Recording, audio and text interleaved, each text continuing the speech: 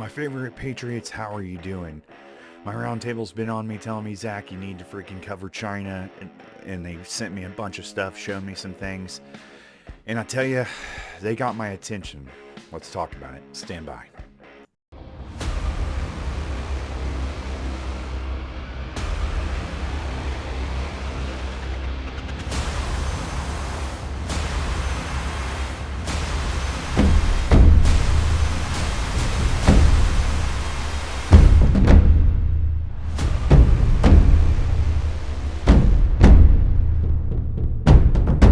Risks. You have to look at worst case scenarios.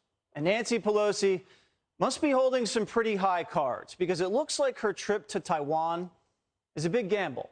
Hey everyone, welcome to WarfighterBravo. If you're joining me for the first time, I really do appreciate it. And just to let you know, if I miss you on this one, I cover such a broad range of subjects. Please check out some of my other work before you kind of make a final decision, because I cover a broad spectrum of things. Anyways, to everyone else, thank you for coming back. Thank you for joining us. And when I say us, I'm actually speaking for the team and myself. The roundtable has been on me hardcore about China and has shown me a lot of evidence that has definitely started to sway me. And what happened was, how we look at things is we start with worst case scenario, okay? And then we kind of talk about that and we move up steps, okay? So, all right, from worst case to best case, and then what do we do? So the round table and myself, we started to sway me. And what happened was, how we look at things is we start with worst case scenario, okay? And then we kind of talk about that and we move up steps, okay? So, all right, from worst case to best case, and then what do we do? So the round table and myself, we like to talk about, you know, the planning, what would happen, what do we think would happen. And because we come from all branches of the military, first responders, freaking civilians, that are also either jacks of all trades, blue collar, like hardcore within their industries. I mean, we have everything from like a botanist type to even just a counselor. I mean, we have a legitimate group of people, and so when we tackle these subjects for you all, I would like to think that we definitely can put our finger on the pulse. Now, one thing that has me, when we were looking at the worst case scenario, which is usually never what ends up happening, and I think the psychological fact is 90% of you know, what we think about or what we're worried about, 90% of what we're worried about never comes to pass. And it's what I like to remind myself about, especially because I have chronic anxiety. And so I'm sure some of you all, especially in 2022, I'm positive a lot of you all understand what anxiety is. A lot of us sitting around waiting for the boog to start, you know, I mean, I guess you understand that, you know, I guess all of us now also understand hurry up and wait, huh? From the military. Some of y'all might understand that. The reason why I sigh is because this part of it is a part that I don't like to discuss, but is necessary. So in the worst case scenario, we looked at China invasion. Okay, again, something you wouldn't think about, or, you know, you wouldn't look at. It is a worst case scenario, but it's not something obviously that, you know, is astronomical. Maybe in another universe, many, you know, universes away, or whatever, dimensions, or whatever it is, maybe in a different dimension or whatnot, or in the multiverse. But with the most alarm, I realized something terrible. When we were talking about it and giving out all these hypotheticals, it just kept ramping up and ramping up. First of which, when we were thinking about how China would operate right now, and again, why I continually say, what about our West Coast? is, say there is a China invasion, right? Chinese invasion, forces land. Now we know for a fact, obviously, they're going to hit places like Washington, California, Oregon. But another perspective that came up was that of them having such close dealings with the cartels in Mexico. Think about it. China got Afghanistan thanks to a specific individual. What is China known for? What is Afghan known for? Afghan's known for poppy and heroin and all of the stuff that China needs to use as well in order to make things like fentanyl and other things, okay?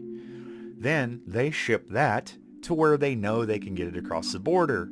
People are going to be buying, okay, very large quantities of this, which then later turns into a budget builder for the Chinese, right? I mean, if you look at their size, you look at their growth, you look at the amount of people they have to feed, and you look at the ethical work that they have done before, yeah, definitely no problems in seeing them being a number one distributor to the cartels, especially when it comes to fentanyl and especially when it comes to the ingredients needed for meth.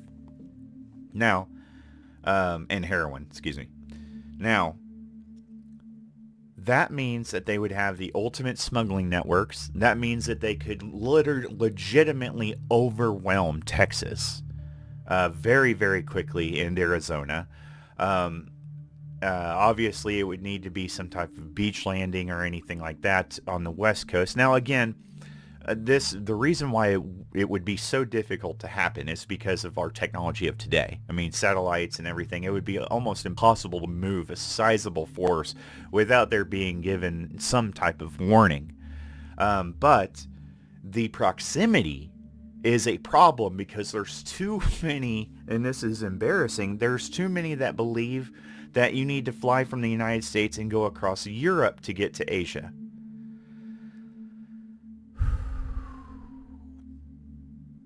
Apparently, people haven't seen that a globe can go both ways. Also, people don't realize that you can see Russia from Alaska. Oh, God, we're in a real bad way. But anyways, so what would happen? If they used paratroopers and they started dropping into places like Washington and Oregon, it would be mass chaos. Now, the most alarming thing is that the media would have this. If the communications and grid didn't go down, the media would have this, at least for the first few days. The media would have this, right? And they would be releasing that there's invading forces and everything and remain calm. What are people going to do? What did we witness in 2020? What do we witness whenever the sheep get slightly stirred? They loot and riot like primitive chimps. I swear to God.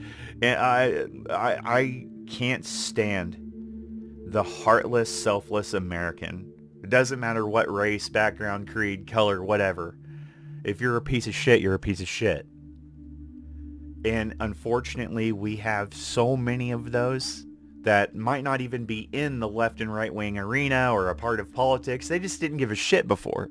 And they're the most dangerous because now they don't care about nothing and have allegiance to nothing and have no concern whatsoever. That will destabilize the United States very quickly, interrupt infrastructure, supplies. That will bring down the grid on its own. Water will become contaminated. And that would be just if Chinese troops started Chinese paratroopers started parachuting down on the West Coast. It would trigger an event before even the Chinese could establish a beachhead.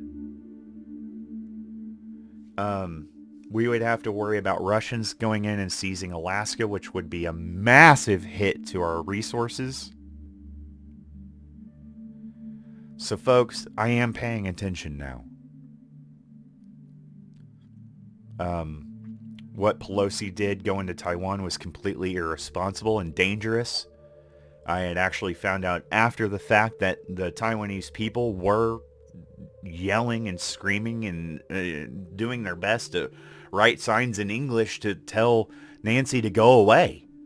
They didn't want to die. And how I hadn't even seen that part of it, because I guess it was being kept out of the media pretty well. Big thanks to Matt from the round table on finding that for us, former Air Force guy.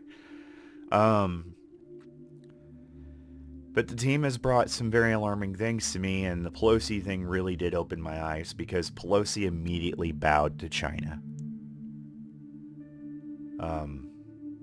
And said some very alarming things, especially the fact that they were a democracy.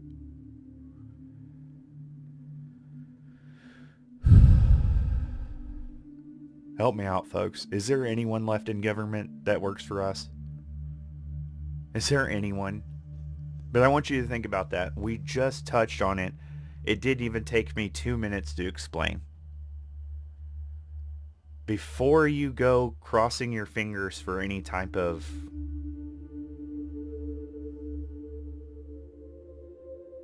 situation of invasion or war, millions will die on just the start if something like that happens. The sheer panic that will overtake a first world country that's been living in a dream. If anyone, every patriot that has left the United States and seen the battlefield or been to countries that are war-torn that have come back and begged people to open their fucking eyes, this is not how all of the world lives. This cost patriots dearly to get to. And so, China, all of us here at WarfighterBravo are paying attention now. You definitely have our attention after what you said to Pelosi. So, my fellow patriots, we'll be keeping a close eye on China and everything going on. I wanted to show you that worst case scenario and kind of give you an idea of what we'd be looking at. Now, of course, I'm going to go into it in a longer video. I've already had a video before this came out, so I don't want to overwhelm you guys today. But we have a lot ahead. There is a storm coming, and it's one of many things, or even all of them. So the best thing that we can do is prepare and stand by and be ready. And that's what we're going to do. Thank you, Patriots. Thank you for watching. And as always, I'll see you for the next one.